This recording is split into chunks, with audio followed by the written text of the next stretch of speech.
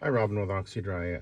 I just wanted to give or have a short little video here just to let you guys know that I did some changing on my YouTube channel. I've created a few different categories. One of them is a category on marketing ideas. It's I had a year or so, a couple of years ago, maybe I had done a couple of videos where I had shown a bunch of different carpet cleaning ads that I'd collected over the years, and I showed all these different ads. Also, some of them are my earlier ones. So somebody had asked me about ideas for marketing, and so there's a lot of different ads there from many different um, companies. Some of them are phone book ads too. Back in the day, everybody used to have phone book ads. So, uh, it'd be helpful if you're trying to come up with ideas for your advertising or your websites, or maybe create a brochure or whatever. There's lots of ideas there. So, and if you're creating your marketing, and whether it be a brochure or something on your website or whatever, you got the key is to understand yourself how you need to communicate what it is that you're presenting. So this will just give you some ideas, because over the years I did collect quite a few different ads. Um, so I would say, and what I used to do years ago, I used to take these ads.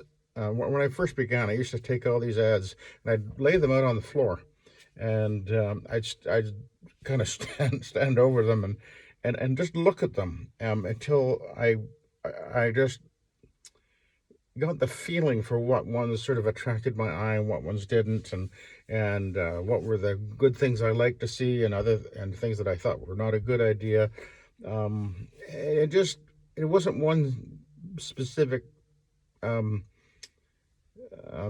market or advertiser that I was trying to emulate. I knew that it had to be my own thing. So that's kind of the background of where my advertising and my marketing came from. We used to do phone book ads right from the very beginning, and they worked really well. Had a different approach to doing it, and my some of my phone book ads will be um, in this video as well. And then we used to also do newspaper ads, and we were really successful with newspaper ads back years ago. Things have changed, and what's happening now is we are with the new social media kind of things, and Facebook and well, YouTube too, as well, and I guess Instagram and whatever. Um, Things are changing, and one of the things that we have done over the last few years, as we moved away from doing any newspaper ads, we have done Facebook ads. But our Facebook ads are not usually actually advertising. We don't advertise price or anything like that. If you are on my Facebook page, it's on my the Oxy-Dry Facebook page. Uh, Follow that if you want to see what we're up to there.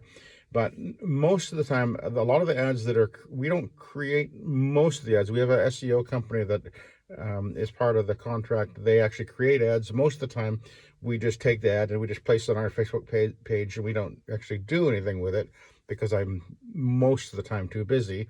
But when we want to, we'll pull one of these ads and we'll boost it.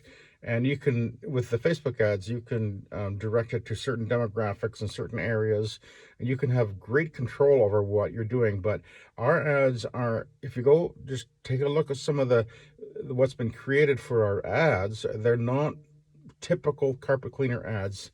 Most of them are very simple and basic, and I can't explain. You just got to go and take a look. But this is what we found works. We don't expect, when we do these ads, the intent with them is not to necessarily generate a lot of calls when the ad goes out, but rather they're more intended to remind people that we exist and that we're different, and I've always got a real long-term view of marketing, because marketing isn't the same as advertising. Advertising is when you want to generate calls now, whereas marketing is something that you are doing where you're positioning yourself into your market, you create a what's the right word? You create an awareness in people's minds, and when the time is right, when they're ready, they call. But when they're thinking about, I want to get my carpet cleaned. There was this company that I saw this little ad, or maybe it's a meme, or whatever, and it's just a different way that we approach it, and it has worked really well for us. Um, so anyway, hopefully, if you're looking for ideas, you want to get creative. Now we're in obviously the slower time of the year is the winter usually. So take the time to go and watch the videos, and maybe you'll get some ideas, write down some notes, do screen capture if you see something that catches your eye, and create your own thing. You've got to be in your customer's head. Don't think like a one of the mistakes I see with a lot of carpet cleaners is they tend to think in terms of impressing other carpet cleaners, and that is absolutely not what we're doing. If you want to be successful, the person that you're after is the person who's going to call you to get their carpet cleaned and pay you for what you are doing. So bear that in mind. Anyway, and I also, on the more the technical side of things, I did create a couple of other categories. One is a category on how to repair your Oreck and get that annoying rattle out of it. And it's very easy to do and very inexpensive. All you have to do is open it up, and well, you'll see. Watch the video. Also, I show how to change the bearing on the Oreck. Also, I talk about another issue that the Oreck can have where the wire breaks and you can replace that, and just a few things. So there's that, repairing the Oreck. There's also replacing the bearing on a Vibe or an Orbot. There's a couple of videos on that. And I also have a category about the Challenger machine. If any of you guys are out there using a Challenger, I do a review on the Challenger, and then I have a video where I and my buddy Roger are using the Challenger, and we're talking about what we like and don't like about it. And then I do have some videos on changing the bearing on the Challenger, and how you can upgrade the Challenger pad driver from the original plywood one, which they have, at changing over to the Vibe or the Orbot pad driver. Very simple and easy to do. So my videos aren't just about carpet cleaning. I do have,